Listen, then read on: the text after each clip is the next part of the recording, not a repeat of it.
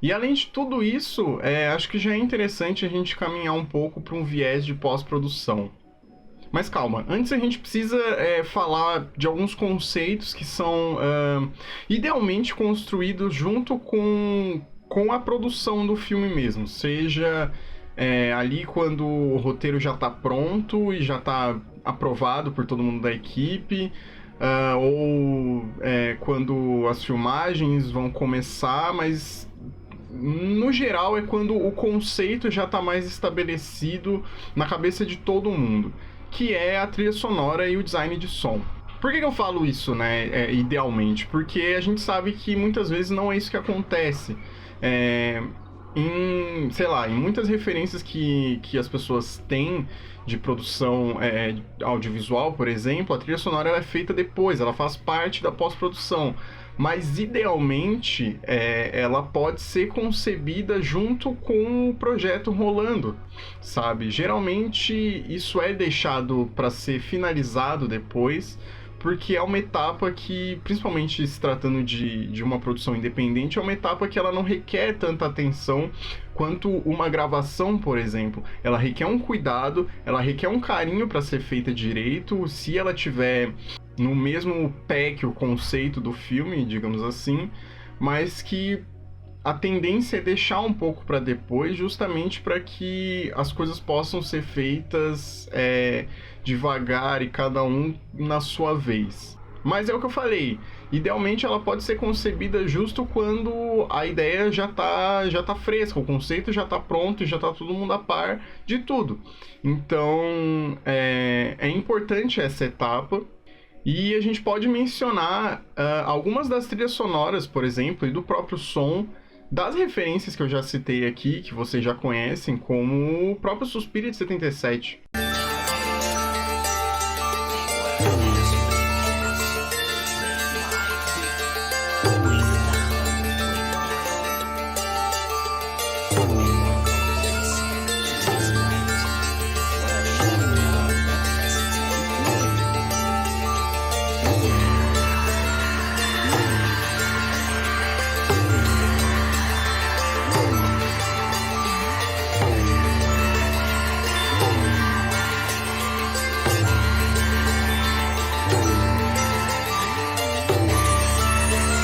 A trilha sonora foi composta pela banda Goblin, que era uma banda italiana de rock progressivo.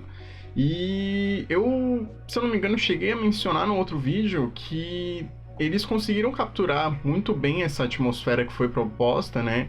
De mistura de contos de fada com terror. Então, como toda a ideia do filme é isso, a trilha sonora ela é bem estranha, ela é incômoda, né? Muitas e muitas vezes. E foi o que acabou deixando a banda conhecida, né?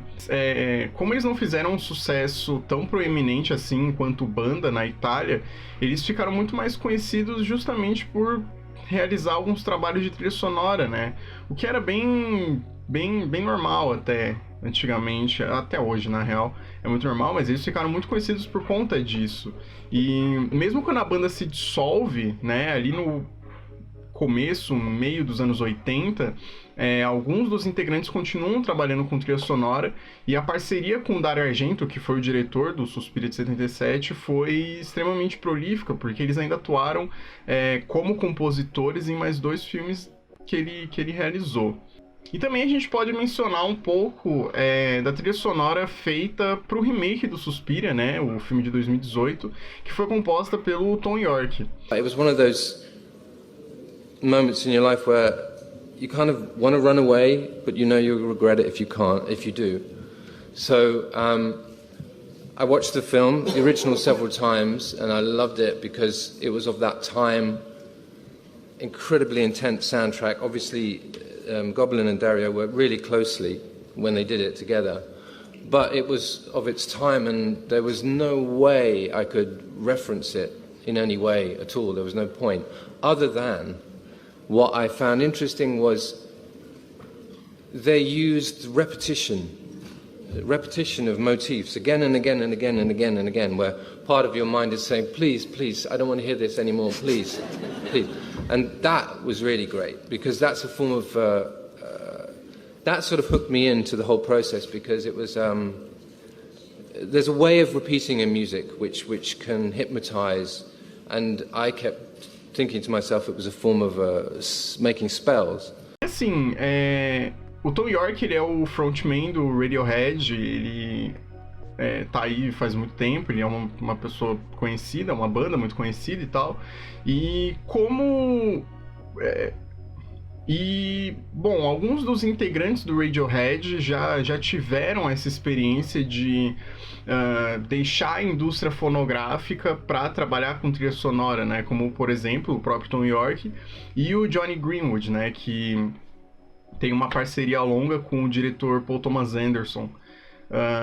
E é muito interessante ver esse tipo de coisa, porque bota-se muita fé nesses artistas que acabam surgindo do independente e tem uma veia artística muito forte, mesmo que assim... Porque quando o Radiohead foi chamado para compor uma música para um filme, eles já eram uma banda grande, já tinham um sucesso tremendo assim, no mundo inteiro.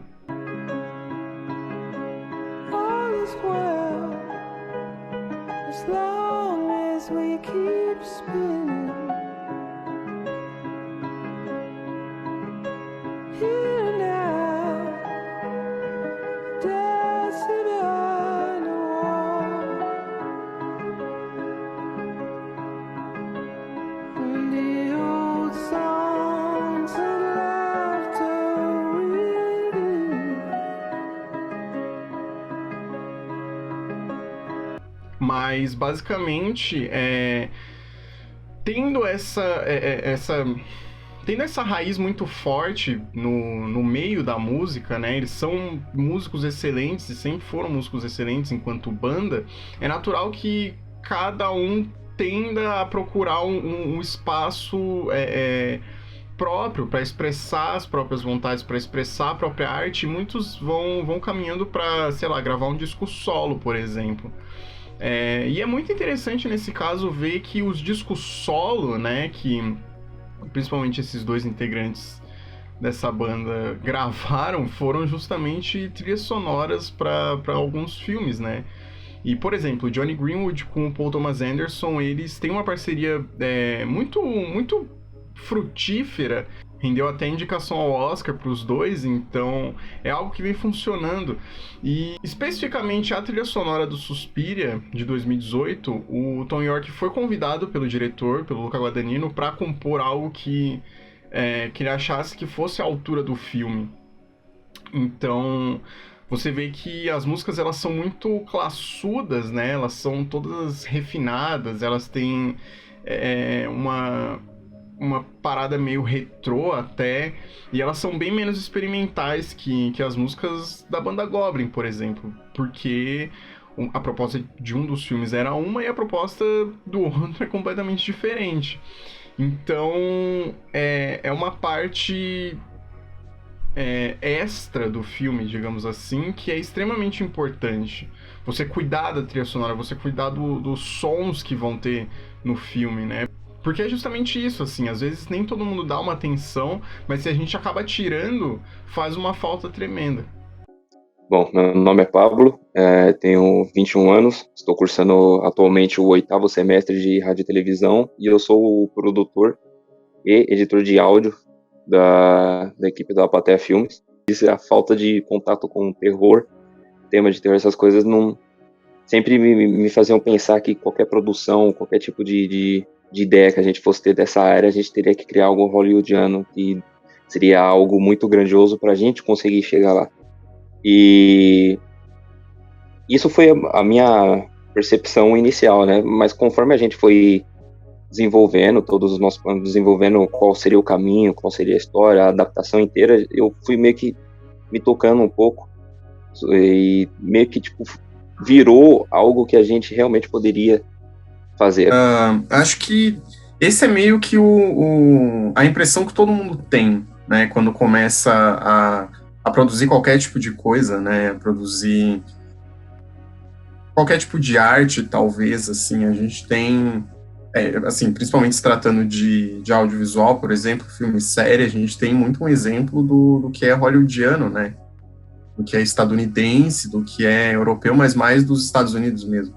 E fica mesmo esse pé atrás totalmente da gente não saber se vai ficar bom, né? Porque achar que o bom é só aquilo que é extremamente caro, extremamente bem produzido, e de fato a gente não tem recurso, né? Eu acho que a gente tem a capacidade agora, principalmente nessa nova era tecnológica, de poder desenvolver todo o tipo de produção que os caras conseguem em um estúdio top de linha, em casa com um computador mediano.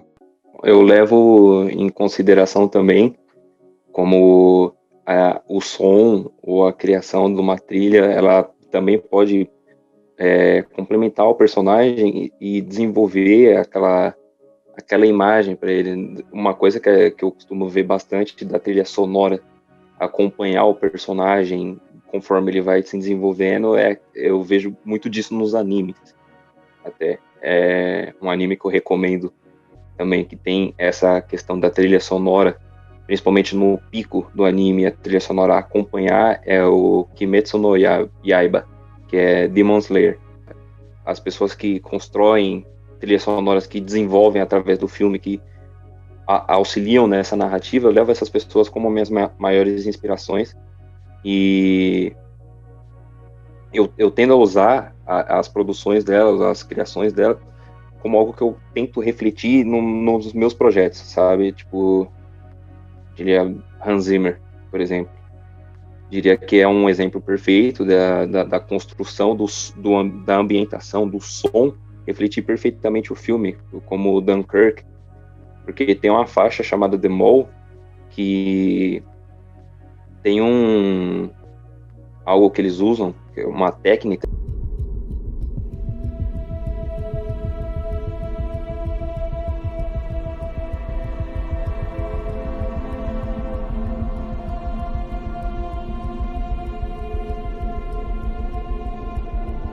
É a escala de Shepard. Isso, exato. It consists of several tones separated by an octave layered on top of each other. As the tones move up the scale, the highest pitch tone gets quieter, the middle pitch remains loud, and the lowest bass pitch starts to become audible. Because you can always hear at least two tones rising in pitch at the same time, your brain is tricked into perceiving a constant ascending tone. Loop it all together, and it sounds like a piano scale going on for infinity.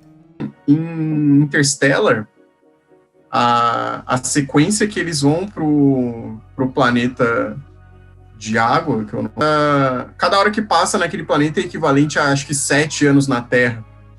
Sim. Essa sequência, a trilha sonora, ela faz exatamente o que ele fez em Dunkirk.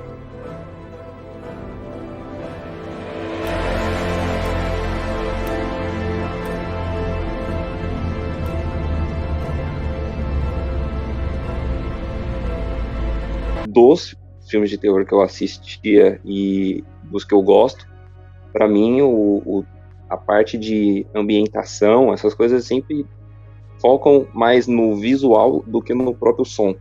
O som é sempre aquele complemento, aquela passada que vai atrás do visual. Eu acho que o som não deve tomar a frente do que você vê, sabe? A gente tem que focar no filme, e o que a gente vê vem primeiro e o som vem logo depois. Ele é só um complemento do susto, só um complemento do terror.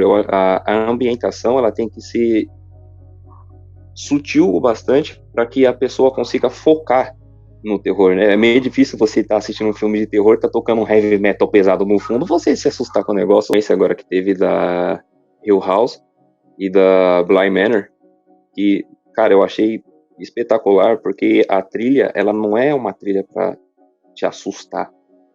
Sabe, quando você escuta alguma música, é basicamente só construção de personagem. O susto mesmo vem do visual, vem da tensão construída visualmente. Né? O som que a gente coloca por trás e vamos carregar isso. Então, cara, eu acho essa dupla de séries assim espetacular, véio. Eu realmente Foi uma das coisas que me fizeram me interessar de novo no terror, né? Um exemplo, né, dessa criação de atmosfera, que é o Mark Corvin, que não só é o produtor da trilha sonora do Farol, que é uma das nossas referências também para a construção do nosso projeto, mas ele criou uma espécie de instrumento, não sei se eu posso chamar de instrumento ou utensílio, mas que se chama Apprehension Engine, que é mais ou menos uma caixa de sons e onde os metais praticamente se encostam um no outro e cada puxada aqui e ali você constrói um som diferente, principalmente som de terror, sabe? Que é aquele som para fazer a pessoa ranger o dente.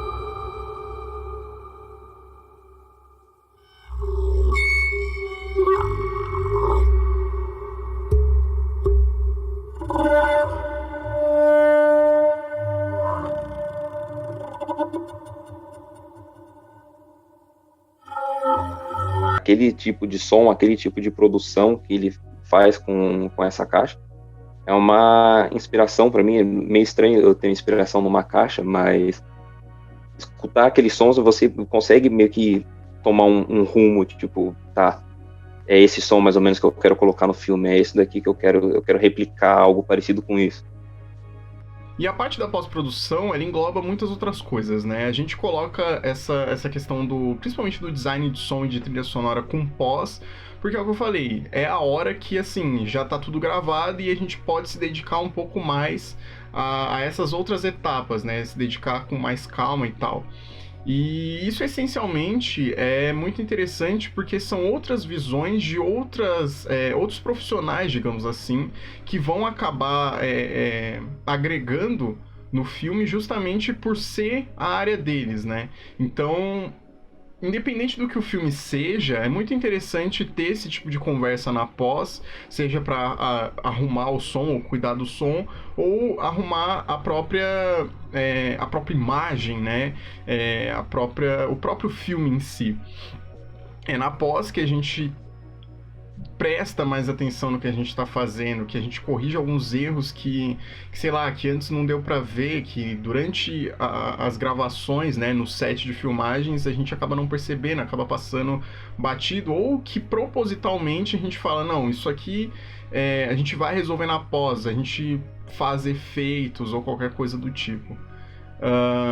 E isso tudo é muito interessante. Isso foi horrível. E é na parte da montagem, principalmente, que, se tratando de um filme independente, que, por exemplo, no nosso caso, teriam poucos efeitos especiais e a gente precisaria mais para um lado de efeitos práticos, caso a gente precisasse tomar esse partido aqui.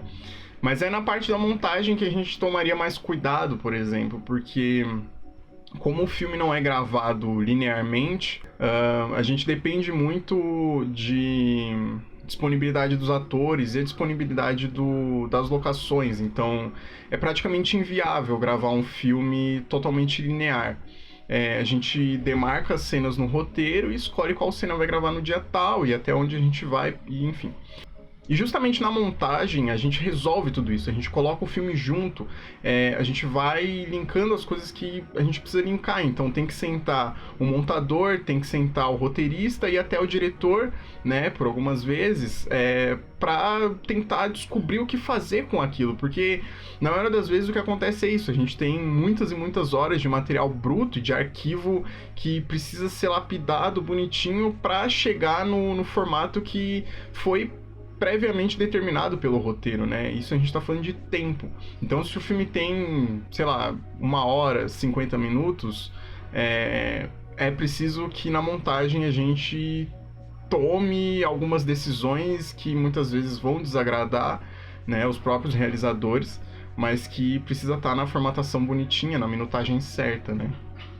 E falando de locações, né, eu preciso falar especificamente de uma delas, que é o Teatro do Incêndio. Localizado ali no Bexiga, na rua 13 de maio, número 48, o Teatro Incêndio tá por lá tem muito, muito tempo, e ele funciona há muito, muito tempo, né?